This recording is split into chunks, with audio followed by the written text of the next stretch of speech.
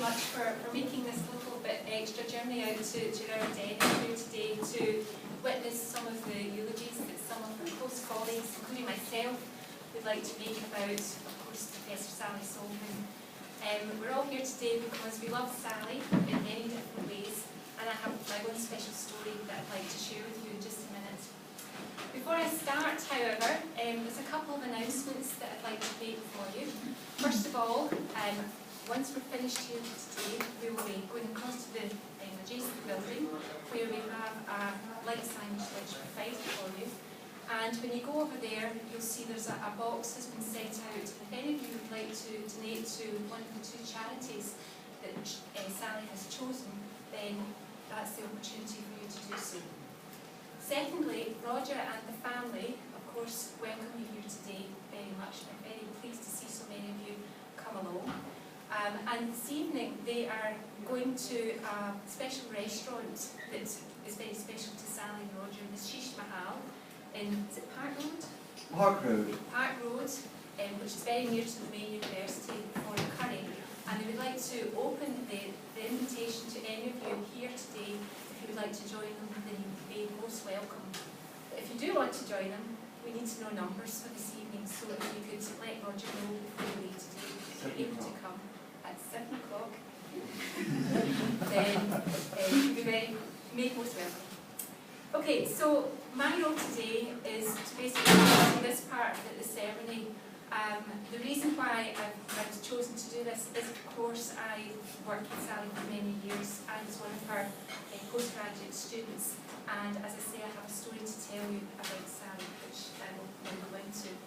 The other speakers and those who are speaking for speakers who couldn't come have also got messages of personal nature from some of Sally's close colleagues, and so I hope you enjoy the little ditties, as I would call them, which will tell you a bit more about Sally, or the Sally we knew. Now, I've kind of written down some random thoughts here because I haven't had much time to think about this, but I could talk about Sally for hours and hours. But I think it's important for you to realise how I first met Sally. And that was basically a very naive young girl who had just graduated, who had embarked on an MSc Poultry Science course at A.N. Other College, which I hated and detested. And at the time my mother was very unwell and I was about to drop out. As part of that MSc, I had been signed up to work with this famous Professor Sally Solomon to do a 6-month project. And I realised that I really should phone up Sally and tell her that I wasn't going to come and do the project with her because I was about to drop out. So of course I eventually plucked up the courage, phoned her up, and she said, "Come see me." So I went to the vet school and met this woman at the time, and before I knew it, and before I could even think about it, she had convinced me and my funding authority, which was the Scottish office, that really what I should be doing was a PhD and not an MSc in poultry science at all, and the rest is history. So she saved me at a very critical time in my life. Over the next 3 years to the day, and I'll tell you why in a minute, Sally spent her time supervising me, and we spent many dark hours in a little room down off anatomy, looking at pictures of eggshells with the scanning electron microscope. And she taught me her craft, which was basically to analyse eggshells using this new technology. During that time, we spent many times, or a lot of time, sitting waiting on the machine pumping down to get a vacuum. And during that time, we spent lots of chit-chat, sharing each other's secrets, and sharing each other's confidences, and basically getting to know each other.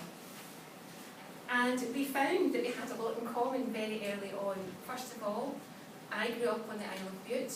Sally had spent time on the Isle of Bute as a child. I was the school captain at Rossi Academy. She was the school captain at school in Glasgow.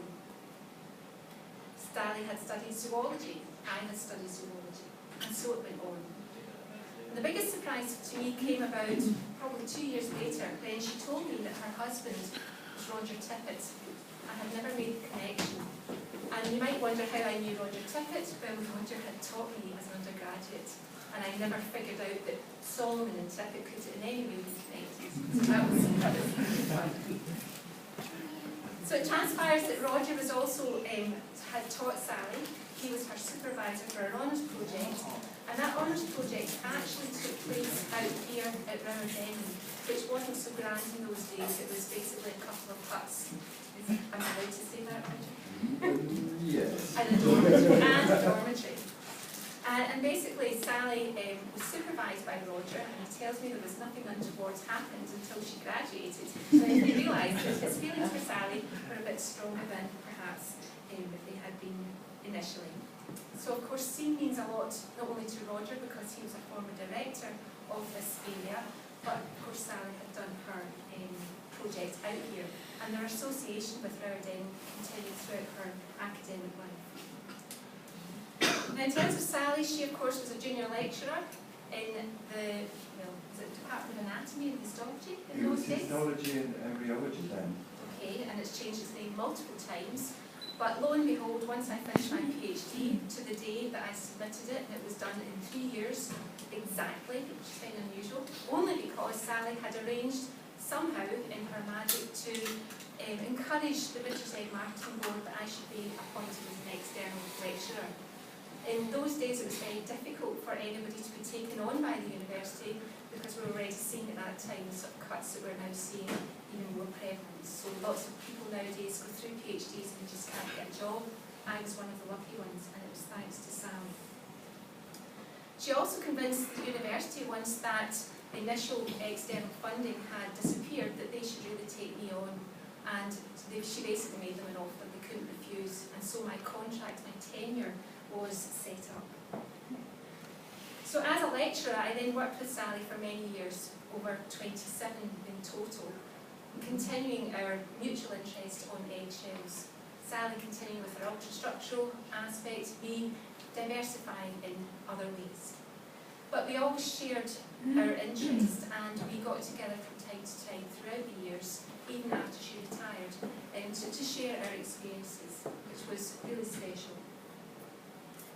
During the time that Sally was still at the university, she opened up lots of opportunities, not just to myself, but to my fellow PhD students and also to those who worked with her. And there's several of these people in the room today, including Kate.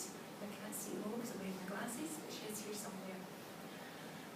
Sally realised very quickly on that her research had there was a real opportunity to take her research to the industry being the poultry industry, because she realised the relevance and importance of it in terms of the eggshell quality. And for many years the poultry industry really refused that there was a problem with eggshell quality, but she soon convinced them that in fact they had to address this. And she not only addressed this at the highest levels by working with breeding companies, but she also invited those much lower down the chain, if you like, into the university and developed workshops for industry. And Sally had this fantastic ability to basically speak to anybody at any level. She could talk to the highest professor, and she could talk to the lady who basically took off the abnormal eggs in the packing plant, and make her science meaningful to all of these people, which I think was a real asset that Sally brought. Sally continued to do these workshops even after she retired. And from time to time we would get together and do a workshop together, which was always good fun. And several of these workshops would have taken place in Ireland. And again, today there's a couple of ladies who travelled across from Northern Ireland to represent the people over there who were touched and who really valued Sally's contribution. Last year, Sally and I were taken aside and told that the industry wanted to recognise the contribution that we had made over the years. And we were awarded a cup for doing this from the Scottish poultry industry. And unfortunately, the timing of that award ceremony coincided with Sally having to go into hospital. And at the time, I made a great joke of the fact that she was going in for an inguintorium, which I deeply regret now, because obviously it was much more than that. But in terms of her health, Sally kept everything very quiet and would never discuss it with anybody. So as you can imagine, it's a huge shock to me, having just come back from Australia in February, to find that Sally could no longer, she was no longer with us. I had 24 hours basically to come to terms with that when I contacted her, just with a wee cheeky note saying, guess where I'd just been. So it was a really sad day when I learned of her illness. So finally, I hope you are getting an impression of the fact that Sally has meant a lot to me in the years, and I have progressed through academia, and really it's only because she gave me that starting point and nourished me and mentored me all through these years that I have achieved what I have, and I'm very grateful to her. And like you, I miss her terribly, and I really don't know how we will be able to ever forget Sally, because she's everywhere. Today, for example, the beautiful egg that you saw being put into the grave, the covering on that beautiful article, Roger tells me, was one of the beautiful paintings that Sally had created from the electron microscope images a number of years ago, which had been made into a silk covering and was covered and enveloped her as she was interred today. So I think that was absolutely fitting. So thank you for listening to my story. I'd now like to invite another colleague of mine, David Taylor, who worked with Sally for a number of years, to give you another aspect of life of Sally Solomon as we knew her when she worked at Glasgow Bay School. Thank you, David.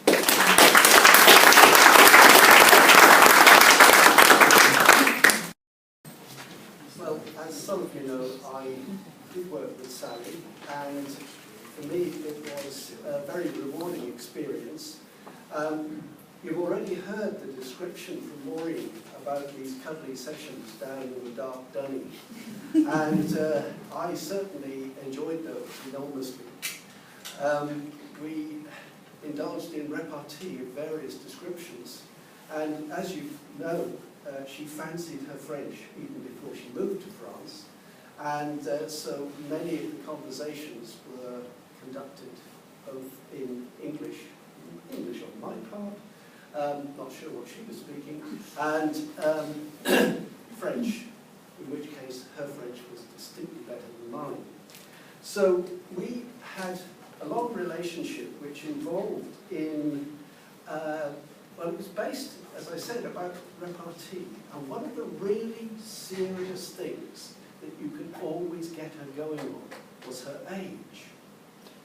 Now, she never liked, as you heard. She never told me, no. Oh, I got her date of birth wrong. Right. Well, I knew from quite early in our relationship that she was exactly a month younger than me.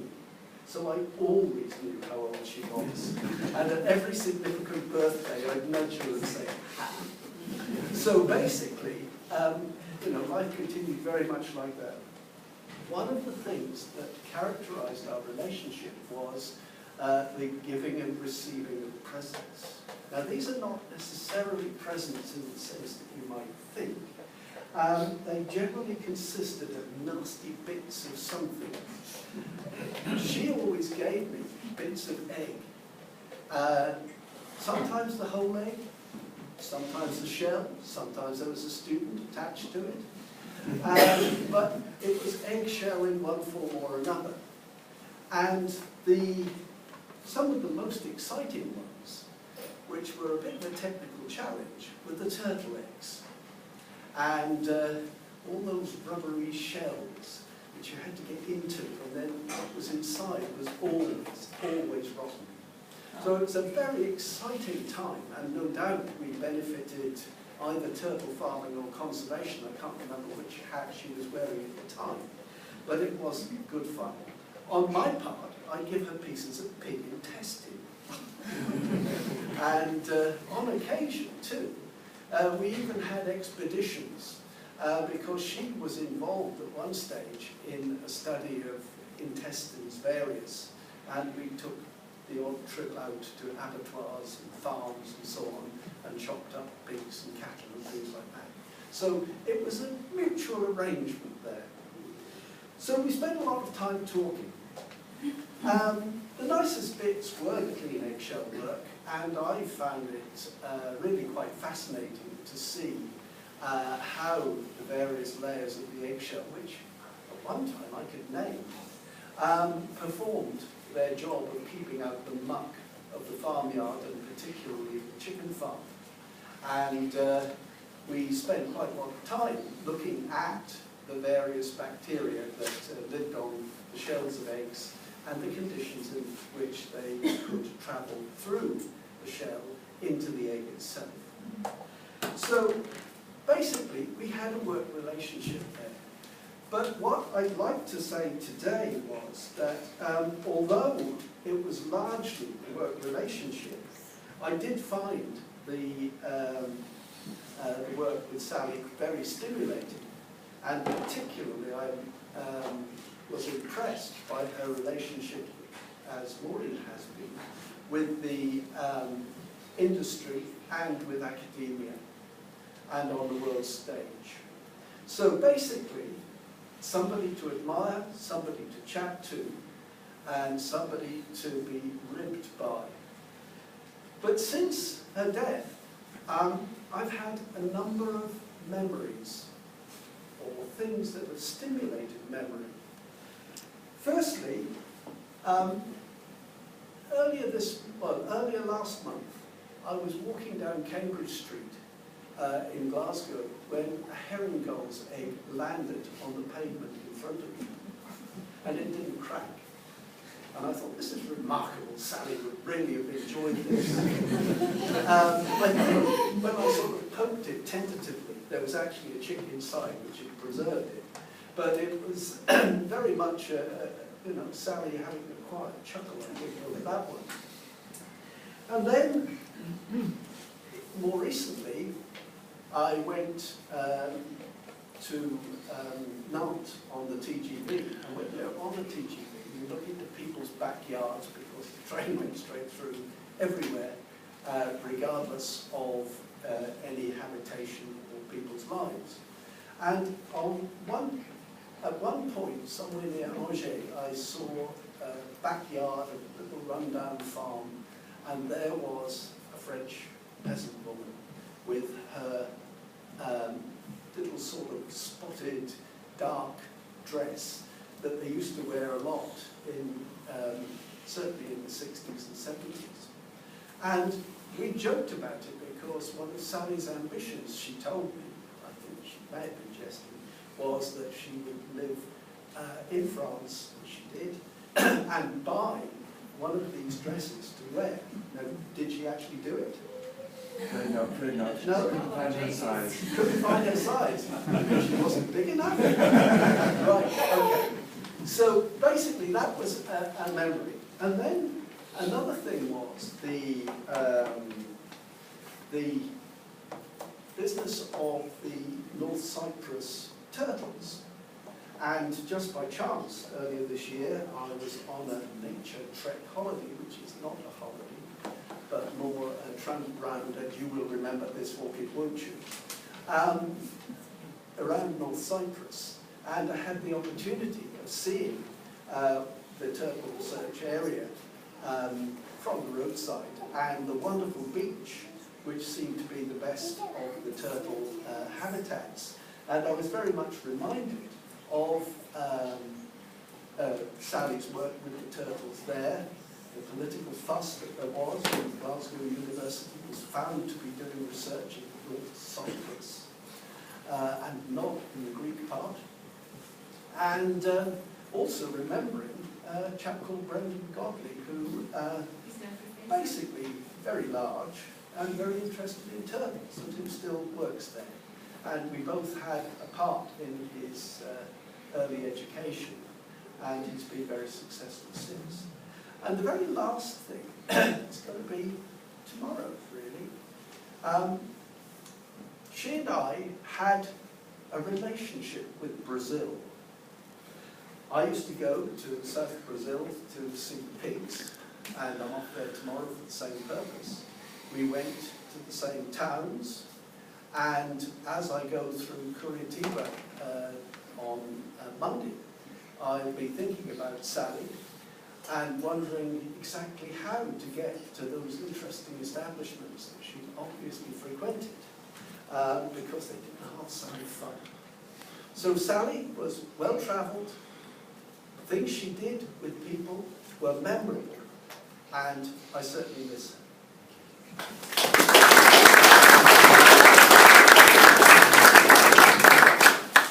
Okay, the next part of the ceremony, I'd like to show you a video clip which has been prepared by another colleague of ours, which was Professor Julie Roberts, who resides out in Australia. It was actually Julie I was visiting in February of this year, and we talked of great stories about Sally at the time. I shouldn't say this was my boss in the room, he's not great. While we were out in Australia, we actually had a sailing trip, and we had a fantastic time on a yacht, yakking away about Sally and the stories that we'd shared. And you'll see in a moment that Julie has spent some time in Scotland and was part of our group for several months on several occasions. So unfortunately Julie can't be here today, but she has made this video, which is very endearing, and I hope you bear with me a second and we'll get it up and let you hear what Julie has to say.